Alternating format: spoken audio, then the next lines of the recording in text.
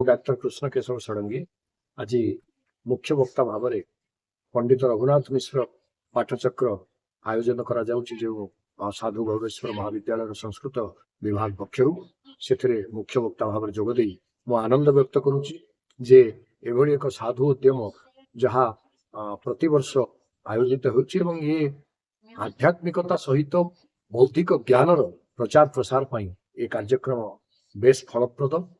ଆଜି ପିଲାମାନେ ସଂସ୍କୃତ ଭାଷା ସହିତ ଆମର ଭାରତୀୟ ଜ୍ଞାନ ପରମ୍ପରାର କେମିତି ରହିଛି ସମ୍ବନ୍ଧ ସେ ସମ୍ପର୍କରେ ବକ୍ତାମାନଙ୍କ ଠାରୁ ଶୁଣିଲେ।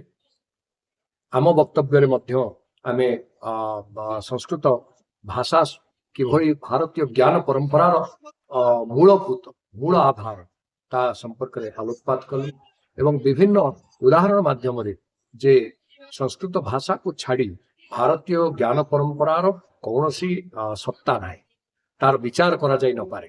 ବିନା ସଂସ୍କୃତରେ କୌଣସି ଭାରତୀୟ ଜ୍ଞାନ ପରମ୍ପରା ସମ୍ଭବ ନୁହେଁ। ତେଣୁ ତା ପାଇଁ ସଂସ୍କୃତ ପଢିବା ଦରକାର, ସଂସ୍କୃତ ପ୍ରତି ଅନୁରାଗ ବଢିବା ଦରକାର। ସଂସ୍କୃତ ମୃତ ଭାଷା ବୋଲି ଯେଉଁମାନେ କହୁଛନ୍ତି ସେମାନେ ଜାଣି ରଖିବା ଦରକାର ଯେ ସଂସ୍କୃତମ୍ ଋତ ଭାଷା। ଋତ ଭାଷା ବୋଲେ ଯୋଉଟା ସବୁଠାରୁ ଭଲ, ସବୁଠାରୁ କଲ୍ୟାଣପ୍ରଦ ଭାଷା, ସେଇଥିପାଇଁ ସଂସ୍କୃତମ୍ ଋତ ଭାଷା। ସେଇ ନ୍ୟାୟରେ ଆଜି ଏ ବ୍ୟବସ୍ଥା ଏଇ ଯୋଉ ଆଲୋଚନା ବା ପାଠଚକ୍ର ଆୟୋଜିତ ହେଇଥିଲା, ସେଥିପାଇଁ ମୁଁ କଲେଜର ଅଧ୍ୟକ୍ଷ ଜିତେନ୍ଦ୍ର କୁମାର ଦାସ ଏବଂ ବିଭାଗୀୟ ଅଧ୍ୟକ୍ଷା ସ୍ମିତାରାଣୀ ଭଞ୍ଜ ମହୋଦୟଙ୍କୁ ଅଶେଷ ଅଶେଷ ସାଧୁବାଦ ଜଣାଉଛି ଏବଂ ପ୍ରତିବର୍ଷ ଏଇଭଳି ବୌଦ୍ଧିକ କାର୍ଯ୍ୟକ୍ରମର ଆୟୋଜନ ପାଇଁ ତାଙ୍କୁ ନିବେଦନ ମଧ୍ୟ ଜଣାଉଛି। ଜୟତୁ ସଂସ୍କୃତମ୍, ଜୟତୁ ଭାରତ।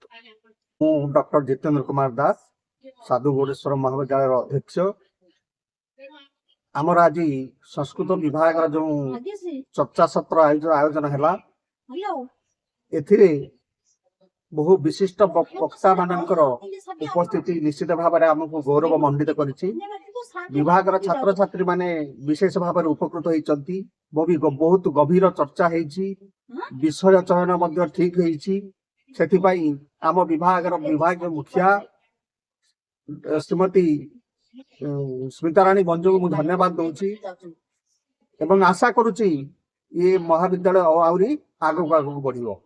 ଧନ୍ୟବାଦ। ସ୍ମିତାରାଣୀ ଭଞ୍ଜ, ସଂସ୍କୃତ ବିଭାଗର ମୁଖ୍ୟ, ସାଧୁ ଗୌରେଶ୍ୱର ମହାବିଦ୍ୟାଳୟ। ପ୍ରତିବର୍ଷ ଭଳି ଏ ବର୍ଷ ମଧ୍ୟ ଆମ ମହାବିଦ୍ୟାଳୟର ସଂସ୍କୃତ ବିଭାଗ ତଥା ପଣ୍ଡିତ ରଘୁନାଥ ମିଶ୍ର ସ୍ମାରକ ପାଠଚକ୍ର ପକ୍ଷରୁ ବାର୍ଷିକ ଉତ୍ସବ ବା ବାର୍ଷିକ ପାଠଚକ୍ରର ଆୟୋଜନ କରାଯାଇଛି। ଏଥିରେ ଓଡ଼ିଶାର ବରେଣ୍ୟ ବିଦ୍ୱାନ ମାନେ ଯୋଗଦାନ କରି ଆମକୁ କୃତାର୍ଥ କରିଛନ୍ତି।